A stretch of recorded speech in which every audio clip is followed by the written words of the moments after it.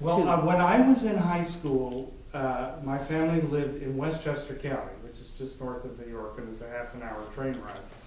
So every Saturday afternoon, I was a very lonely teenager, and I would go see a Broadway matinee.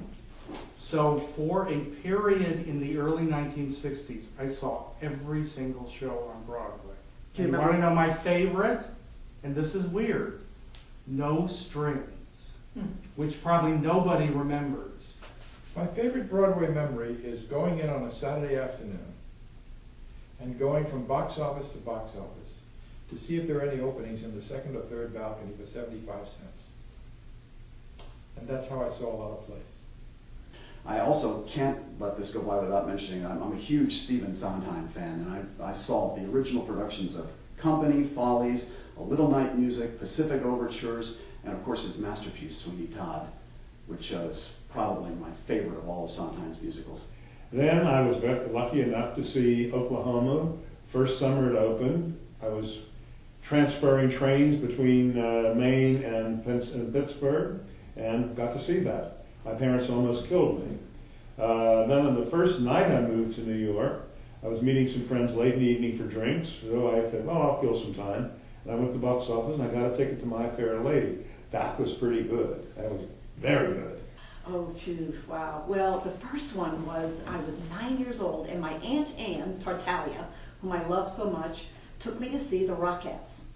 And I remember walking in that huge place and feeling so little, and there was this enormous stage and all these gorgeous women and the sounds and the music, and boy, I was hooked right there. I love that memory. It was so clear and vivid to me.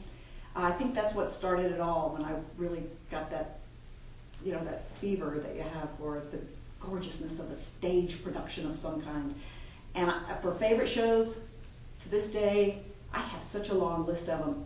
But the ones that impacted me so strongly, one was A Few Good Men, and that just stays with me. It just was so rich and so moving. Wicked, I saw that a couple of times, and A Chorus Line. I guess as an actor, as a performer, A Chorus Line speaks to all of us, and I have made it a point to see every single production of A Chorus Line in New York and here in Sarasota. Love it, love it. Rated on Tony Curtis and Laurence Olivier. See? And Victor Board. That might be it. Terrible table. All together? No. What a table that would have been. That would have Okay, tell me where you lived in New York, how long you lived in New York, stuff like that. Oh, okay. I lived in New York for 12 years at 200th Street in Dyckman. Great place. Rent controlled. Bribe the super to get in, of course. That's how you do it. And it was a 4-bedroom, 3-bath, living room, dining room, kitchen, bigger than anything I've had in Florida, overlooking the Hudson River and the cloisters, $450 a month. That's the New York treasure. What is this mystique about New York? You lived there for 12 years, but you still, you fly back often, and that it's just like your town. Like, you may have been born somewhere else, but still, it's your town. What is it about New York? Yeah. It's the magnetic center of the universe. Everything happens there. It's the birthplace of great thought and art and excitement. It's the spot. Anything you dislike about New York? Anything that overwhelms you too much that you have to get the hell out of Dodge? When I lived in New York, there was an article in the New York Times about a guy who had had absolutely enough of car break-ins. So he took out his radio, put a big sign in his window that said "No radio," stuck it in his window, went home, went to bed, got up the next morning. All of his windows were smashed out. On the back of the sign, somebody had scrawled, "Get one." That's what I don't like about New York. Is there a favorite street or landmark or a section that you love to visit every time you go back? Or a time of year, maybe? I always go back to Lincoln Center because I had so many great friends there, and I worked my way through college there. But there's a pizza shop at 200th Street in Dyckman where I always grabbed a slice of pizza before heading home after a shift. Always go back there. Love it. Best pizza in the world. I'm going to avoid the Mets and Yankees since you're not a big... Go Reds. Oh, go Reds. Broadway memory, your first Broadway show, your favorite Broadway show, or a favorite memory of, Favorite Broadway memory. Favorite Broadway memory Favorite Broadway memory would be James Earl Jones and Othello. Amazing, absolutely amazing, mesmerizing. It's one of the few times where you could literally hear the audience breathing. It was great, great. Nightlife in New York. You were there for 12 years. Any kind of nightlife I you can can't speak believe of? that. Oh, well, you know, I lived there during the heyday of Studio 54, and saw the wildness that went on there, and the nightlife that surrounds the after theater dinner. At Sardi's or any of the great restaurants around Theater Row. The incredibly cheap meals you can get down in Chinatown. It's just walking around, enjoying the lights and the crowd, even at 2 a.m. Fantastic. Things you miss about New York when you go back and you go, oh, I wish they hadn't changed that, or I miss the way they used to do this, anything like that? This is very strange, I know, but I miss the subway graffiti. There was something about the subway graffiti that at times was quite artistic. You would see some very talented taggers, but they've cleaned that up and it's all for the good, and I'm glad they did, and they should go somewhere else and practice their art, but somewhere, some little part of the heart deep inside says, we kind of miss that. Tell me about your time being a waiter at Lincoln Center. Absolutely fantastic being a waiter at Lincoln Center. It was great. Stars, waited on stars, all kinds of, Tony Curtis, waited on Laurence Olivier, waited on Victor Bourne, Paul Newman and his wife, Joanne Woodward, and their, 15,000 kids. It was fantastic. He's a great tip, by the way.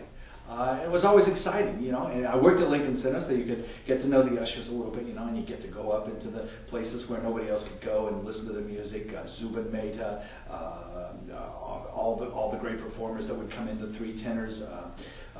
Candide, saw Candide there with the original cast, fantastic. I can't remember. Leonard Bernstein conducting, fantastic stuff. Anyway. Okay. Favorite song about New York? Favorite song? Billy Joel, I'm in a New York State of Mind. Good choice.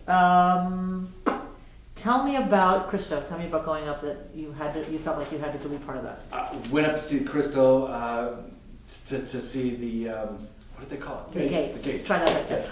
Went up to see Christo Gates. It was kind of a guy trip. So the Guy family members went on up, and a good friend as well. And we rented a place and went out there, and it couldn't have been better. The first little snowfall, so the contrast between the orange cloth and the snow on the ground in Central Park was just magical. And everybody you passed absolutely loved it, even though a lot of people said, oh, this is stupid.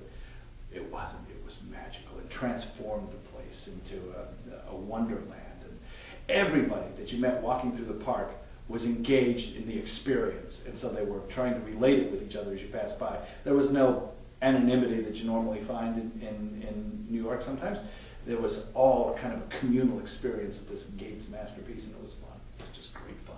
Tell me about a typical Sunday for you in New York. What would that be? Typical Sunday in New York actually was driving, because we lived uptown, so we'd be driving downtown because, alternate side of the street parking was suspended, and it was easy to get parking. And then we'd go to Zabar's, or go to one of the little fairs that they had, especially in spring and fall fairs outside. Absolutely fantastic. Maybe have a little biscotti, or go to Zabar's and have it was a brioche with had chocolate inside of it, and another one had brie cheese inside of it, and have a little cup of coffee with it. It was fantastic. And just walking around and enjoying the quiet. Will you say Sunday. Manhattan? Will I what? Say Manhattan into my camera. Manhattan. And just say and spell your name so I don't screw it. John Scalzi with an S. C-A-L-Z-I. Hello? Yeah, good thing I don't get reception here. Okay. Okay, so do you guys have a joint story? Sure. Can you think of a You joint tell the story? bread story? Oh, that was a funny story. Okay. Let's get rid of my coffee. Tell the bread story. You can tell the Ben Vereen story You can tell them both. with Okay. the little GPS machine. I don't remember the part about the GPS machine. I'll tell the story about. We're using voices, trying to navigate around town. It'll make me remember. It's All on tape. I love it. This is all on tape. You tell the story that you want to tell, and then I'll join in. Okay, well, we went to New York once. Hold on, sorry. Phone. Hold on, Sorry. just call me. Go ahead. Sorry, you went to New York once. Go ahead. Well, you were born in New York. Well, yes, I was. Thank you for reminding me of that. We were in New York once. A friend of ours, Ben Vereen, was doing Wicked, and he had invited us up to see the show. So we went, and of course he got us backstage passes. So we went to backstage afterwards, and after that we went over to have dinner across the street. And then he said, "Oh, I just got a new car. Let's go exploring." So we all piled into his car. It was John, me, and my son Miles, and we all got in the car, and he was driving us all around. It was like 1 o'clock in the morning. And this was like his first time in this new car, so he didn't know how little gadgets worked or anything like that. Had this dashboard full of little gadgets and GPS for one thing. And how did the GPS thing Well, work? the GPS had this voice, and we were all making fun of voices and trying out different voices. So we were saying, "No, I said turn left, stupid." And then you would do a voice, you know, or something. Like, "Hey, what's the matter? Well, you going to listen to me? I'm not going to tell you it again. You turn left or forget about it." We would go on and on. It was great fun. I don't remember that. How much did I have to drink at the You little had restaurant? one too many sakis, I think. No, 2 kids that. Tell me about. I think my I want you to do that. I think my first Broadway show, well, I was in high school and I saw My Fair Lady, and I think I got hooked then. My first show, I was in the Army. I was in the All-Army Talent Contest, and I was at Fort Dix. And the first time I saw New York, we came in on a bus. And from the distance, the skyline was so incredible. And it was black clouds everywhere. And it was getting ready to rain. By the time we got into the city and grabbed a cab from the bus station, it was pouring. So we went right to the theater district, right to Times Square, got out, and everything was so bright, the lights were so distorted because of the rain. It was just a magical place. And we got out and just got soaked, laughing and whooping around the place, a bunch of GIs. Well, when I worked in Mexico, I had to duplicate the Broadway shows. That was great fun because I could go backstage a lot. And I could, so no net. It was, in Spanish, it was no net. And promises, promises, promises, promises. And that was great fun because I got to go to the theater and go backstage and watch and learn because they wanted a lot of the original stuff. So I had to duplicate a lot.